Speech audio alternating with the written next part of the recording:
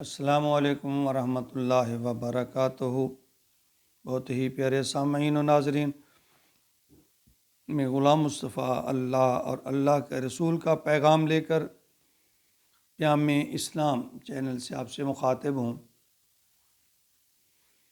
درس قرآن کے سلسلہ میں آج کا ہمارا سبق سورۃ انفال آیت نمبر 38 پر مشتمل ہے۔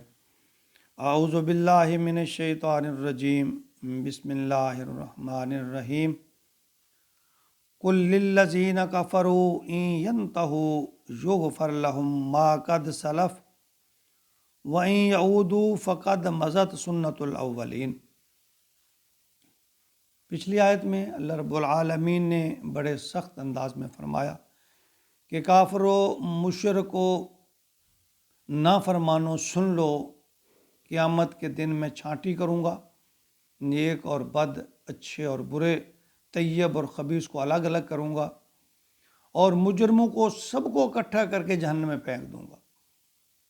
اور اس کے ساتھ ہی رب کی ربوبیت اور رحمت جھلکی، اپنے محبوب سے اعلان فرما رہے ہیں کہ ان لوگوں سے کہو باز آ جاؤ، اگر تم اپنی اصلاح کر لو تو تمہارے قصور اور غلطیاں معاف کر دی جائیں گی۔ یہ ہے اللہ تعالیٰ کی رحمت۔ اللہ تعالیٰ نے واضح فرما دیا، اس میں حکم دے دیا، آئیں ذرا دیکھیں۔ قل للذین کفروا، اللہ فرماتے ہیں ان کافروں سے کہہ دو۔ کافر سے مراد اللہ کا حکم سے انکار کرنے والے سب ہیں، وہ چاہے مسلمان بھی ہوں، اگر وہ اللہ کے حکم کا انکار کرنے والے ہیں وہ بھی اس زمرے میں آتے ہیں۔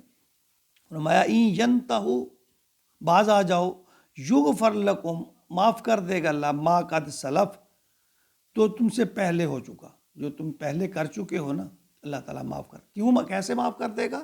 کہ اب باز آ جاؤ، اب برائی سے رک جاؤ۔ وَإِن يَعُودُوا، اور اگر تم دوبارہ یہی کرو گے، فَقَدْ مَضَتْ سُنَّتُ الْأَوَّلِينَ، تو میں نے پچھلوں کو بھی ایسے ہی سزا دی ہے۔ میری سنت ہے کہ جو لوگ باز نہیں آتے وہ میں ان کو پھر عذاب دیتا ہوں۔ یعنی اگر تم باز نہیں آؤ گے، پھر جاؤ گے، تو پھر میرے طرف سے بھی عذاب کا انتظار کرنا۔ یہاں یہ فرما رہے ہیں اللہ تعالیٰ کہ جو لوگ اسلام قبول کر کے نیکی اور اصلاح کا رستہ اختیار کر لیں، اور پھر انہیں ان کے سابقہ گناہوں پر اللہ تعالیٰ فرماتے ہیں ان کی گرفت نہیں ہوگی، اور اگر ایمان لانے کے بعد پھر برائیوں کو نہ چھوڑا تو پھر اگلے اور پچھلے سب گناہوں کا مواخذہ ہوگا۔ یہ صحیح بخاری میں حدیث نمبر 6921 پر عبداللہ بن مسعود روایت فرماتے ہیں کہ ایک شخص نے عرض کی، یا رسول اللہ، ہم نے جو گناہ زمانہ جاہلیت کے زمانے میں کیے ہیں، کیا ان کا ہم سے مواخذہ ہوگا؟ تو آپ نے فرمایا، جو شخص اسلام کی حالت میں نیک اعمال کرتا رہا اس سے زمانہ جاہلیت کے گناہوں کا مواخذہ نہیں ہوگا، اور جو شخص مسلمان ہو کر بھی برے کام کرتا رہا اس سے دونوں زمانوں کے گناہوں کا مواخذہ ہوگا۔ یہ کتنی واضح فرمان ہے اللہ اور اللہ کے رسول کا۔ اللہ تعالیٰ کی ذات حلیم اور غفور ہے کہ جو شخص سچے دل سے توبہ کرتا ہے، نہ صرف یہ کہ اس کے گناہ معاف فرما دیتے ہیں بلکہ سیئات کو حسنات میں تبدیل کر دیتے ہیں۔ سورہ فرقان آیت نمبر 70 میں اللہ تعالیٰ فرما رہے ہیں، الا من تاب وآمن وعمل صالحا، عملا صالحا فاولئک یبدل اللہ۔ اللہ فرماتے ہیں کہ یہ جو لوگ ہیں، الا من تاب، جن لوگوں نے توبہ کر لی، وآمن، ایمان لے آئے، وعمل عملا صالحا، اور انہوں نے اپنے اعمال کو صالح بنا لیا، فاولئک یبدل اللہ، ان لوگوں کے لیے اللہ بدل دے گا سیئاتہم حسنات، سیئات کو حسنات میں، وکان اللہ غفور الرحیم، ہے اللہ تعالیٰ بڑا بخشنے والا مہربان ہے۔ یہ ہے اللہ کی رحمت۔ میں نے پچھلے سبق میں بھی عرض کیا تھا کہ ایمان شرط ہے، توبہ شرط ہے، اصلاح شرط ہے۔ اگر ہم یہ کریں گے پھر اللہ تعالیٰ ہمارے پچھلے گناہ معاف، نہ صرف معاف کر دے گا، اللہ فرماتے ہیں یہ اللہ کی رحمت ہے۔ دیکھیں اللہ تعالیٰ کتنی کریم ہے، لیکن اس کے ساتھ ساتھ شرط کیا لگائی ہے اللہ نے، الا من تاب وآمن وعمل صالحا، جس نے توبہ کر لی۔ توبہ کا مطلب آئندہ کے لیے اس سے باز آیا، پچھلے کی توبہ کی، معافی مانگی، پھر عمل صالح کی اعمال پختہ رکھا اور عمل صالح کیے، اللہ فرماتے ہیں ان کی برائیوں کو بھی میں نیکیوں میں بدل دوں گا، کیونکہ اللہ غفور الرحیم ہے۔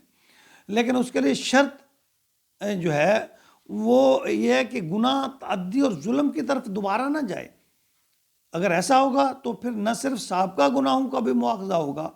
اللہ تعالیٰ فرما رہے ہیں کہ تم نے سابقہ اقوام کو نہیں دیکھا جب انہوں نے میرے احکامات کو نظر انداز کیا، تو پھر کس طرح ان کا انجام جو ہے عبرتناک ہوا۔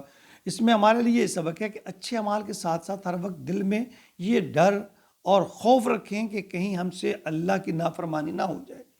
جس پرانی برائی پر ہم توبہ طیب ہو چکے ہیں، پھر مواخذہ کر کے پھر دوبارہ اس کے حقدار نہ ہو جائے، نہ بن جائیں، بس ہر وقت توبہ کرتے رہیں، اللہ سے معافی مانگتے رہیں، اپنے گناہوں پر شرمندہ رہیں، جو تھوڑی نیکیاں کر کے بے فکر نہ ہو جائیں، بلکہ ہم ایمان لانے والے بن جائیں، خوف، تقوی، اخلاص دل میں اس کو ہم اپنا اوڑھنا بچھونا بنا لیں۔ اور اللہ فرماتے ہیں ساتھ ساتھ اللہ کی جو عنایت ہے ان پر شکر بھی ادا کرتے رہیں، جو اللہ تعالیٰ نے آپ پر کیے ہیں ان کا شکر بھی ادا کرتے رہیں۔